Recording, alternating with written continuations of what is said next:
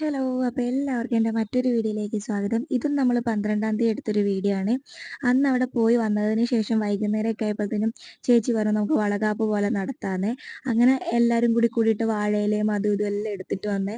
ചേച്ചിക്കും എൻ്റെ അനിയനും ആദ്യം മുതലേ ആഗ്രഹം ഉണ്ടായിരുന്നു വളകാപ്പ് വലിയ ഫംഗ്ഷൻ പോലെ വെക്കണം എന്നുള്ളത്.